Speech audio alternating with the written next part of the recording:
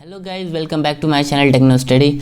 इस वीडियो में हम लोग बात करेंगे कि आप अपने गैलरी सेक्शन को मतलब आप अपनी गैलरी या फिर प्रोफाइल फ़ोटो या पोर्टफोलियो वाले सेक्शन को कैसे अट्रैक्टिव बना सकते हैं। तो मेरे पास एक बहुत ही अच्छा टेक्निक है जिससे आप अपने गैलरी सेक्शन को अट्रैक्टिव बना सकते हैं। तो यहाँ पे हम लोग देखें तो जब हम किसी भी इमेज पे माउस ले जा रहे हैं तो उस पर एक 3D ओवरले इफ़ेक्ट हो रहा है। तो इस ट्यूटोरियल में हम लोग यही देखेंगे कि इस इफ़ेक्ट को हम लोग कैसे बना सकते हैं अपने HTML में। तो स्टार्ट करते हैं कोडिंग को।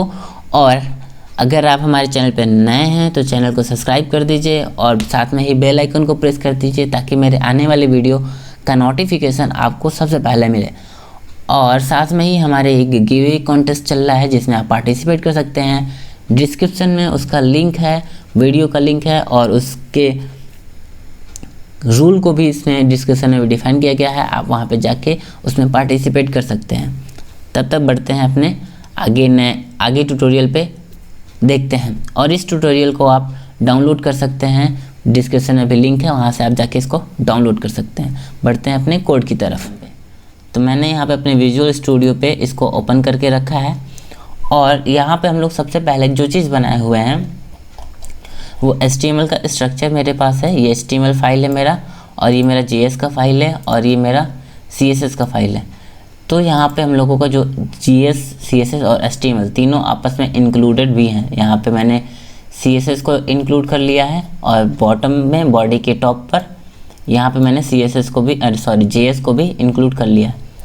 और साथ में मैंने यहाँ पे एक कंटेनर बना रखा है। एक कंटेनर डिव है जिसका क्लास दिए हैं कंटेनर। उसके अंदर हम लोगों ने UL बनाया है।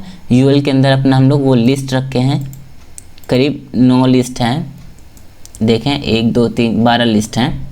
तो 12 लिस्ट में हम लोगों ने बस क्या रखा है, एक में इमेज रखा है और एक साथ में ही हम लोगों ये ओवरले बनाए हुए हैं।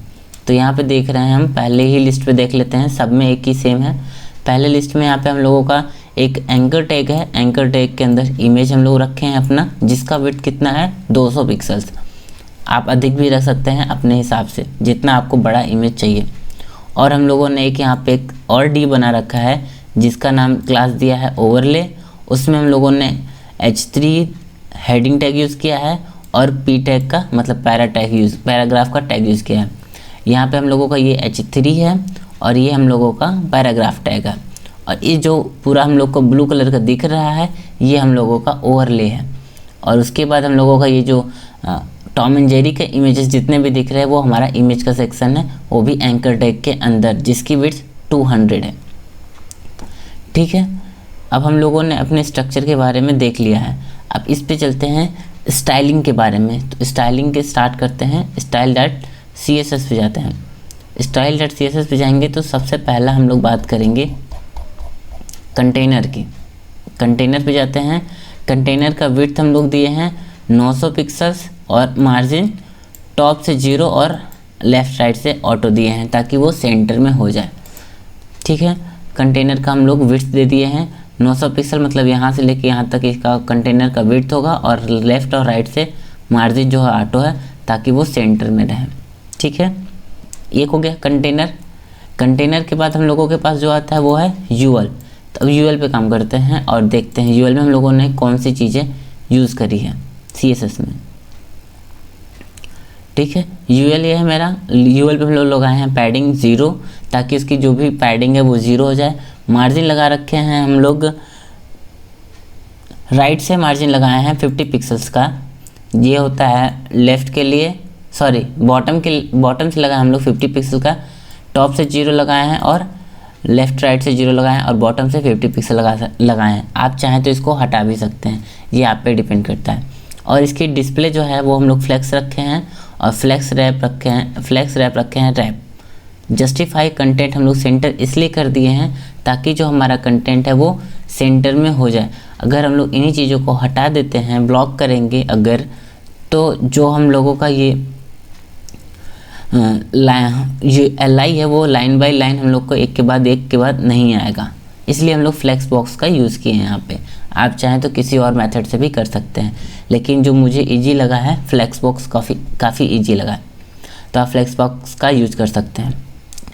अब हम लोगों ने यहाँ पे फ्लेक्स बॉक्स का यूज़ करके उसके LI को हम लोग लाइन बाय लाइन लगा लिए और फ्लैश रैप को हम लोग यूज़ करके इसके विड्थ को हम लोग डिफाइन करते हैं। अगर हम लोग फ्लैश रैप नहीं यूज़ करेंगे यहाँ पे, तो ये क्या होगा कि हम लोग का जो LI है वो लाइन बाय लाइन इसी तरह इनफाइनाइट टाइम तक बढ़ता जाएगा जब तक कि वो ख़त्म नहीं हो जाए लिस्ट। ओके, और जस्टिफाई कंटेंट सेंटर करने के लिए हम लोग का ये मतलब है कि जो हम लोग का इसमें कंटेंट है वो हमेशा सेंटर में रहे, चाहे वो जूम आउट हो जूम इन हो। ठीक है, ये रिस्पॉन्सिव है, इस रिस्पॉन्सिव के भी बारे में हम लोग बात करेंगे। ठीक है, अब हम लोग बढ़ते हैं आगे अगले कदम पे। LI हो गया, LI के बाद आता है हमारा UL के बाद आता है हमारा LI पे आते हैं।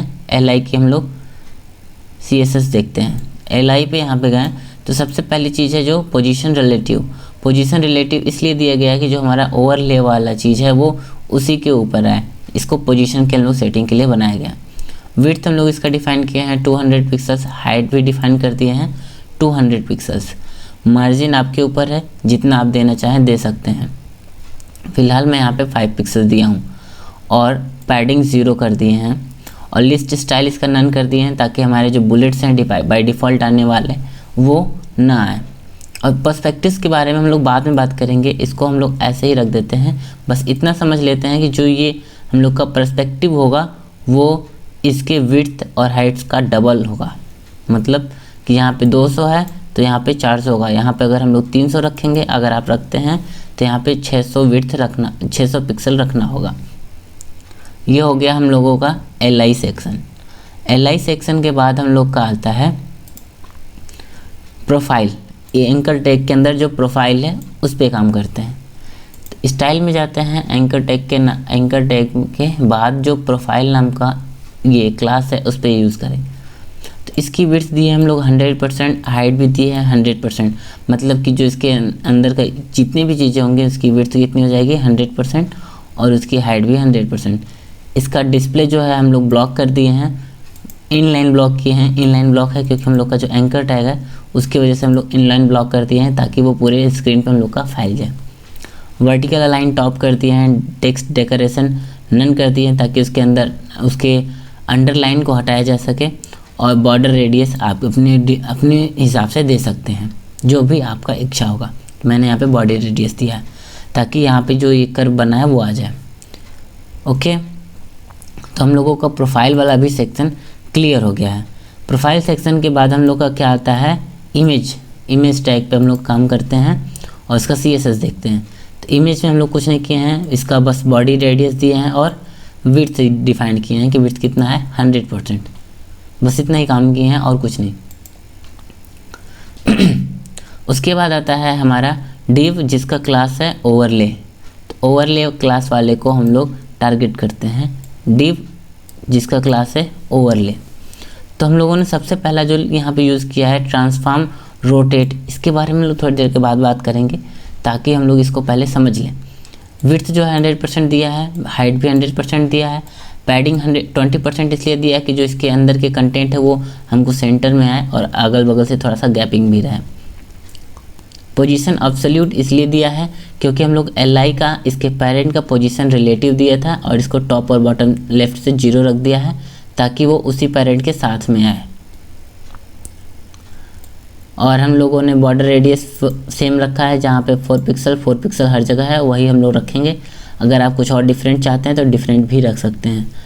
पॉइंटर इवेंट हम लोग नन कर दिए हैं, इसलिए यहाँ पे कि कोई भी पॉइंटर का इवेंट अगर हम लोग करेंगे तो इसका जो एचओवर इफेक्ट है वो डिस्टर्ब हो जाएगा, इसलिए हम लोग पॉइंटर इवेंट्स नन किए हैं।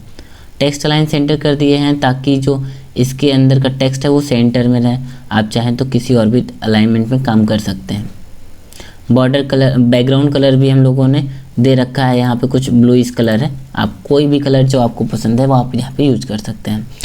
अब आगे बढ़ते हैं। आगे क्या है हमारा H3 के बारे में देख लिए, P के बारे में भी सेम चीज़ है, कोई ख़ास नहीं है। H3 देख लेते हैं, मार्जिन 0 किया है, फॉन्ट साइज इतना दिए हैं, कलर दे दिए हैं। P में भी सेम चीज़ है, लाइन हाइट वगैरह दिया गया है। तो हम लोगों को बेसिक पार्ट जो है वो ख़त्म हो गया है। अब हम लोग आते हैं थोड़ा सा इस पर अब काम करते हैं कि एच ओवर हम लोगों का कैसे काम कर रहा है। अब हम लोग दो चीज़ देख रहे थे, दो चीज़ छोड़े थे, जो था एक पर्सपेक्टिव और एक था रोटेट। अगर हम लोग इस पे एच ओवर कर रहे हैं तो स्टार्टिंग में ये नीचे से ऊपर होके आ रहा है, इसका मतलब जो ये है वो रोटेट होके आ रहा है। और इसका पर्सपेक्टिव जो है वो सेम, अगर हम लोग डबल विड्थ का रखते हैं, डबल साइज का, तो एकदम से 0 हो जाएगा, एक लाइन में हमें दिखेगा 100% एकदम हॉरिजॉन्टली हो जाएगा, या वर्टिकल कर रहे हैं तो वर्टिकली एक लाइन में हो जाएगा सेम, तो हमको दिखेगा नहीं। इसलिए यहाँ पे पर्सपेक्टिव डबल किया गया था और इसका जो रोटेट है वो 90 डिग्री कर दिया गया है, ताकि वो 90 डिग्री पे हमेशा बना रहे और हमको ऐसे करने पे एक विंडो टाइप का या डोर टाइप का खुलता हुआ यहाँ पे नज़र आए हर बार। ठीक है, ये हो गया हम लोगों का ट्रांसफॉर्म। अब आते हैं और नीचे बढ़ते हैं, हम लोगों का सारा काम हो गया है। अब ये हम लोगों का चीज़ है जो एनिमेशन कर रहा है, तो हम लोग हर एक साइड से, मतलब अभी लेफ़्ट से कर रहे हैं तो लेफ़्ट से एनिमेशन लगा है, मतलब कि लेफ़्ट में इन हो रहा है और राइट से आउट हो रहा है। मतलब हर एक इमेज की बात कर रहे हैं हम, हर एक LI मतलब हर एक सेक्शन की बात कर रहे हैं, तो सब में 4 तरफ से इन हो सकता है, 4 तरफ से आउट हो सकता है। टोटल कितने हो गए 8, मतलब इन के 4 आउट के 4, तो लेफ़्ट इन लेफ़्ट आउट, लेफ़्ट इन लेफ़्ट आउट, सॉरी ये राइट है, right in right out, left in left out, top in top out, top in top out, ये हो गया। इसी तरह सब में हम लोगों का हर एक सेक्शन में लेफ़्ट से इन होगा और राइट से भी आउट हो सकते हैं, उसी से भी इन भी हो सकते हैं और राइट से भी आउट भी हो सकते हैं। तो ये हो गया। तो चारों के लिए हम लोगों ने यहाँ पे क्लास बना रखा है। ये टॉप इन, अगर टॉप इन, ये जो टॉप इन होता है तो इमेज ओवरले पे क्या इफ़ेक्ट होगा, इमेज ओवरले इफेक्ट का ट्रांसफॉर्म जो है, ओरिजिन जो होगा वो 50% कर दिया गया है और वाई से 0% कर दिया गया है। एनिमेशन लगाया गया है टॉप इन से 300 माइक्रोसेकंड का टॉप इन का एनिमेशन लगाया गया है। इसका की फ्रेम भी देख लेते हैं हम लोग। टॉप इन का की फ्रेम है फ्रॉम रोटेट -1 0 0 90 डिग्री से 0 0 0 डिग्री तक टॉप इन की बात कर रहे हैं। इसी तरह जब हम टॉप से आउट होंगे तो उसके लिए भी हम लोगों ने बना के रखा है। टॉप से आउट हो रहे हैं तो रोटेट होगा 0 0 0, जो हम लोगों ने यहाँ पे आउट किया था। सेम चीज़ ये जो आउट के टाइम पे हम लोग यूज़ किए थे उसको हम लोग यहाँ फ्रॉम में यूज़ किए हैं, ये रहा। और जो 2 की यूज़ किए हैं यहाँ पे हम लोग 104 इसलिए यूज़ किए हैं ताकि जो ये चारों तरफ से जो हम लोग का है वो रोटेट होकर एकदम से बाहर हो जाए। अगर हम लोग इसको थोड़ा सा भी कम रखते हैं 104 से तो ये हम लोगों को डिसबैलेंस कर देगा, हम लोगों को जो चीज़ें हैं वो दिखने लगेगी। आपको मैं दिखा देता हूँ। अगर मैं इसके आउट वाले में जो लिखा हुआ है अगर 104 से एक भी ऊपर या नीचे कर देता हूँ तो क्या होगा, मैं 2 में 105 कर देता हूँ और रिफ्रेश करता हूँ इसे, तो अब देख रहे हैं हमारा जो इमेज है वो हल्का सा ऊपर से दिख रहा है। तो उस चीज़ को ना दिखने के लिए आपको सही एकदम सही कैलकुलेशन के साथ आपको आउट लगाना पड़ेगा। तो यहाँ पे हम लोग इसे 4 ही रखेंगे, ठीक है। अब कर देते हैं रिफ्रेश, फिर से हम लोग का चीज़ हो जो सही हो गया है। हम लोगों ने देख लिया कि अपना एनिमेशन देखा है और एनिमेशन को हम लोग कैसे इसमें की फ्रेम को यूज़ किया है ये देख लिया। इसी तरह सबका है, टॉप इन का है, टॉप इन का है, टॉप आउट का है, right in right out, bottom in bottom out, left in left out का भी है। यहाँ पे चारों के लिए, 8 के लिए अलग अलग तरीके से हम लोग यहाँ पे एनिमेशन बना के रखे हैं। अब बात आती है कि हम लोगों को ये एनिमेशन मिलेगा कैसे, ये कंडीशन आएगा कैसे। तो हम लोग यहाँ पे JS का यूज़ किए हैं। तो JS का यूज़ इसलिए किया गया है कि जैसे हम इस पर माउस ओवर करें तो हमारा जो टॉप इन है वो LI में इंसर्ट हो जाए। मतलब हम इसको देखना चाहें तो यहाँ पे हम देख सकते हैं। जैसे ही माउस इन कर रहे हैं यहाँ पे हम लोगों का जो क्लास है वो चेंज होता आ रहा है, देख रहे हैं। हर में क्लास जो है चेंज होता है माउस के हिसाब से। तो इसको हम लोग जावास्क्रिप्ट से किए हैं। और अगर आपको इसको यूज़ करना है तो आपको सिंपल कोड डाउनलोड कर लेना है। डाउनलोड करने के बाद आपको अपने प्रोजेक्ट में कॉपी और पेस्ट कर देना है। बस और कुछ काम नहीं करना है, आपका जो प्रोजेक्ट है वो रनिंग मोड पे हो जाएगा। और फिर हम लोग आप अपने JS फाइल पे और देखते हैं कि हम लोग इसकी कोडिंग कैसे किए हैं। तो सबसे पहले जो हम लोगों को JS फाइल में नज़र आया है वो है कि एक यहाँ पे नोड मतलब हम लोग हर एक LI को फेच कर रहे हैं। ये LI को फेच करने के लिए है हम लोग का नोड। और दूसरा चीज़ है ये डायरेक्शन और क्लास नेम हम लोग, इसलिए डायरेक्शन है ये बता रहा है कि हम लोगों का किधर से किस डायरेक्शन से माउस जो है वो इंटर कर सकता है या आउट हो सकता है। जैसे टॉप से इंटर हो सकता है, राइट, बॉटम, लेफ्ट से। और ये है कि क्या हो रहा है, इन हो रहा है या आउट हो रहा है। तो इन दोनों के कॉम्बिनेशन से टोटल 8 क्लास बने हैं जो हम लोग अभी ऊपर देखे थे, top in top out, right in right out, bottom in bottom out, left in left out के लिए। फिर उसके बाद यहाँ पे हम लोगों ने एक ऑब्जेक्ट बनाया है। इस सेक्शन में हम लोग ये देखेंगे कि जो हम लोगों का माउस है उसका हमको लोकेशन मिलेगा। माउस का लोकेशन हम लोगों को इस सेक्शन से मिलेगा कि एक्चुअली में जो हम लोग का माउस है वो कहाँ पर है। हम कैसे पता कर पाएंगे कि हमारा माउस जो है से जो हम लोग का LI है उसके लेफ़्ट में है या राइट में है या टॉप में है या बॉटम में है, वो इसके ज़रिए से हम लोग पता कर पाएंगे। फिर उसके बाद हम लोगों ने एक क्लास बनाया है जिसका नाम है आइटम। आइटम में सबसे पहला जो चीज़ है वो कंस्ट्रक्टर होता है। कंस्ट्रक्टर बनाया है। कंस्ट्रक्टर क्या होता है कि जैसे ही क्लास को हम लोग कॉल करेंगे ये ऑटोमेटिकली ही चलेगा या अपना इन्वोक हो जाएगा ऑटोमेटिक। फिर उसके बाद हम लोग कंस्ट्रक्टर में कुछ एक एलिमेंट पास किए हैं। इस एलिमेंट को हम लोग इसमें स्टोर कर लिए हैं इस वेरिएबल में। और साथ में ही हम लोग एक इवेंट लिस्नर लगाए हैं। जब हम लोग माउस ओवर कर रहे हैं, माउस मतलब उस पर ले जा रहे हैं, तो हम लोगों का एक ऑब्जेक्ट जो है वो कॉल हो रहा है जिसका नाम है दिस अपडेट। यहाँ पे इस वाले मेथड को हम लोग कॉल कर रहे हैं। ये लाइन में हम लोग अपडेट वाले मेथड को कॉल कर रहे हैं माउस ओवर पे, और इस वाले लाइन पे माउस आउट पे भी हम लोग इस वाले मेथड को कॉल कर रहे हैं। तो माउस ओवर हो रहा है तो हम लोग इन का क्लास का यूज़ कर रहे हैं, माउस आउट हो रहा है तो हम लोग आउट का क्लास का यूज़ कर रहे हैं, जो प्रीफिक्स हम लोगों को लगा है, सॉरी सफिक्स। तो इसमें हम लोगों ने यहाँ पे अपडेट में 2 वैल्यू आ रही है, एक इवेंट और एक हो रही है हम लोगों का डायरेक्शन, वो इन हो रहा है या आउट हो रहा है माउस। तो हम लोगों ने यहाँ पे इवेंट पास किया और डायरेक्शन इन है या आउट है। फिर उसके बाद दिस एलिमेंट मतलब जो LI है, क्लास लिस्ट है। सभी क्लास लिस्ट को यहाँ से डिलीट किया गया है, जितने भी उसमें पुराने क्लास लिस्ट हैं उसको डिलीट किया गया है।